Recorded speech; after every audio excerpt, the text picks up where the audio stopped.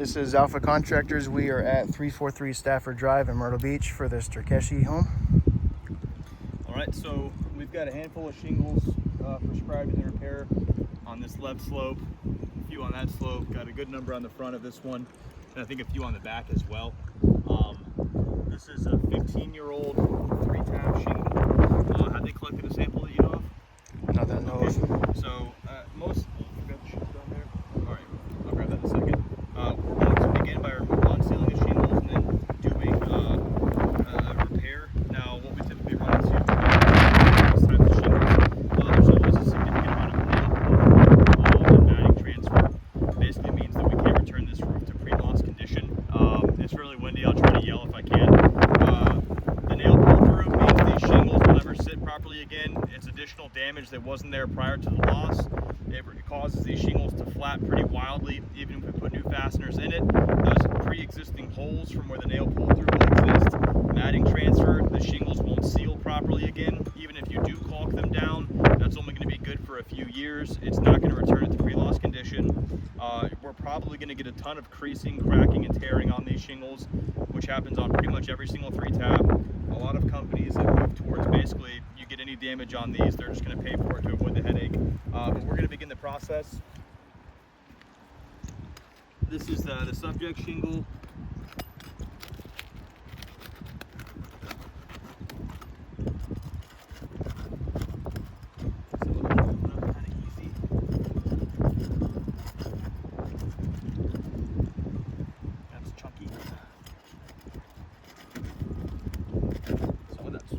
Sticky.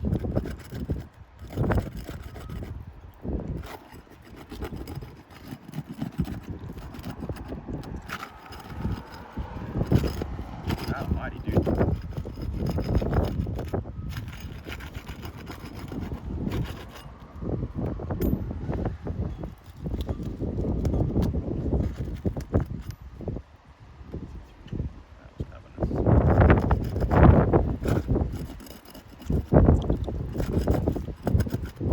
We are using the roof stake. It seems like there's a little uncertainty with these now.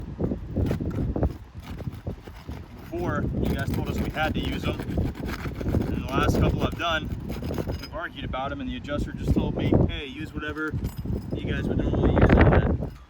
So kind of odd, a little consistent there. All right, the shingles are unsealed. I'm going to begin putting the nails. Again, guys, watch the video. I'm literally going to lift this as much as I can on top of my hand. I'm not putting any pressure, any stress on these shingles. I'm being as gentle as I possibly can. And this is one thing I don't want to get a video if you get to this side of me. You want to show there's no damage existing before? Oh yeah, I feel like that's pretty obvious. No cracking. There's no cracks or tears in the base of these shingles. This is the only one damaged. But real quick. What was it? Right here, the nail pull through, guys. Whenever you go to remove it, you see the shingle. That's what I'm talking about. And I barely put pressure on it, and you could watch it tear on the video. Like, this is gonna make doing this repair impossible for us to return this roof to pre-loss condition. It's just gonna keep happening. And you can see here, watch, I'm gonna go here, I'm hitting the nail, I press up, and the nail pulls right through. Impossible. You can't you can't make a homeowner whole again or return their roof to pre-loss condition. Oh my gosh. When there's that much nail pull through. All right. Almost had that one, but it pulled right through anyways. All right, go back to your perch.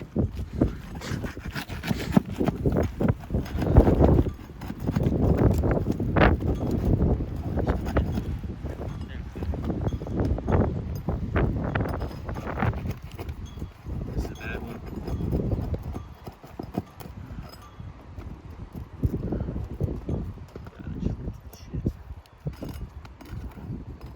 This one's, oh never mind, it's not pulled through yet. Now it is. Now what we'll probably see, gosh dang it. What we'll probably see, usually with these 3-tabs, when this one's unsealed or the row's unsealed, usually the ones above it are gonna have some nail pull through, but no visible damage yet.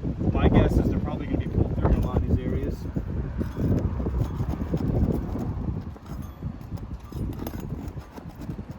makes it such a pain in the ass when the nails pull through because you can't grab them properly.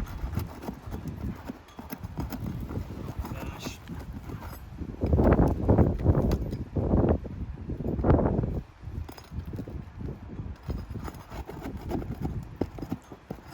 Alright guys, again, we are going as slow and as carefully as we can within reason. And again, you can see I'm never lifting these up more than basically the amount it has to lift up to be on top of my hand.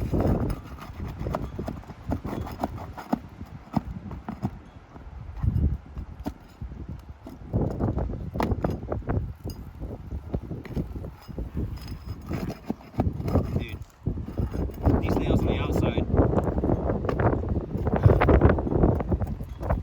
are a huge pain.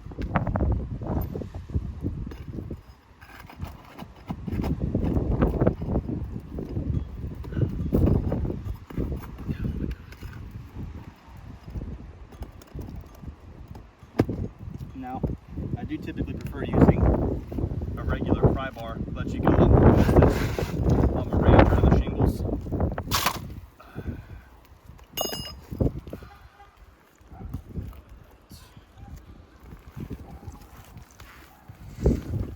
You can see the nail pull through here, right there. Much bigger than the head of a nail. Alright, which one of these fit? The right one's a certainty. This one? Yep. Ooh, those are hot. Get a little sweaty. Oh look, dude. There's a little spatter on there from that hailstorm. It's so little. Yeah, guys. Approve the wind or else.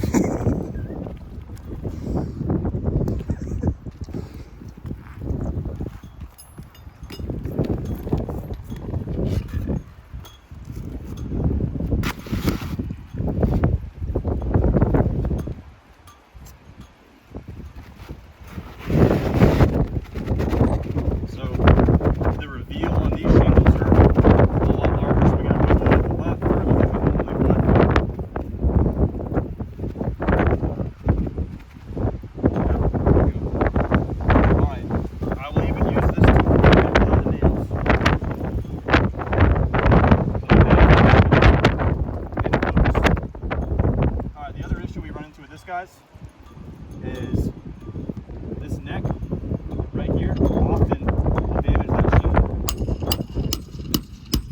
It'll start rubbing it and chafing it. It doesn't nail these all the way in, so you've got to pull that out. Come here real quick. So this is why I hate roof snakes, man. No matter how you apply the nails, this part gouges out the shingle. That's going to blister prematurely. It's going to cause damage. Yet again, it fails to return the roof to pre-loss condition. Happens every time with these. You can't gauge how hard you're hitting it because you can't see or feel the nail. Very frustrating. Now again, the benefit is I can do this without having to lift the shingles very much. But that is the only benefit. And every roofer you talk to prefers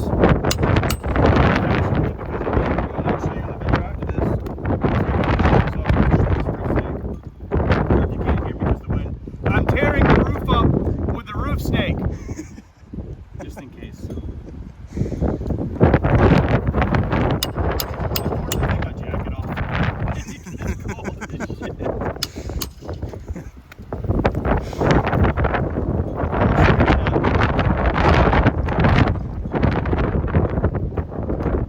Honestly, guys, 3 tabs. These are pretty no-brainers for us with you guys. They've usually been pretty convenient, or not convenient, but cooperative with these, so I'm hoping you guys get this and you see all the issues we're talking about and you stay consistent, because what drives me crazy is I've done what, God, like 2 or 300 of these, man, and I've gotten probably 95% of them pushed through, and those other 5%, it's so weird. It's just out of nowhere. No communication, no review of the documentation we're sending in. It's really frustrating. So right now we're showing, oh dude, there's a ton of creasing already on those. As I'm hammering, you can see the granules falling, and I haven't reapplied the nails up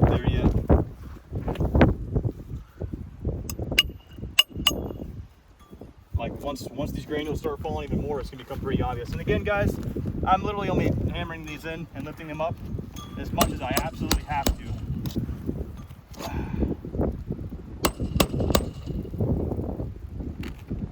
This takes so much longer using these.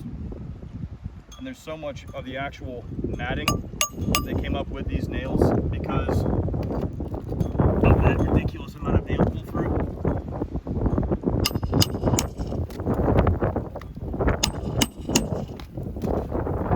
And I'll show you in the video, dude, these shingles are beat to hell from this damn roof snake, which is why pretty much every contractor you guys have that's trying to work a claim like this with you will complain, which, you know, at a certain point, maybe trust the people that do this for a living. I don't know.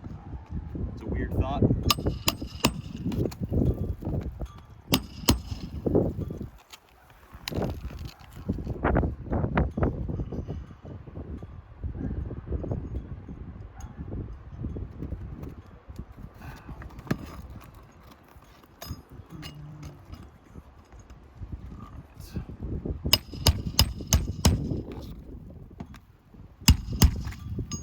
Alright, so the attempted repair is complete.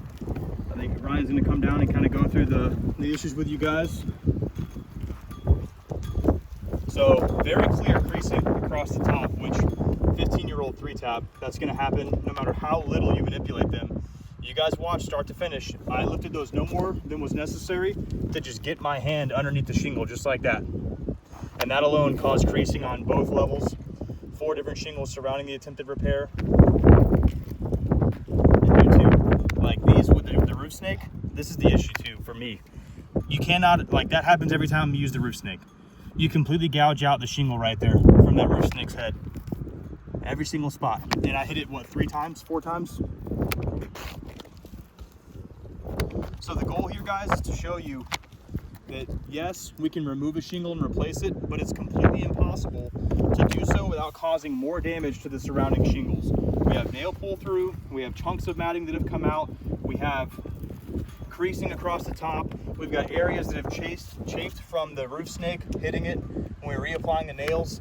There's any number of things that cause this roof to be unrepairable. So we're submitting this to you and trusting that it's going to be reviewed in good faith. So as the general contractors, you can look it up, Casey King, licensed unlimited general contractor in the state of South Carolina, North Carolina, Georgia. We cannot repair this roof without damaging the shingles around it.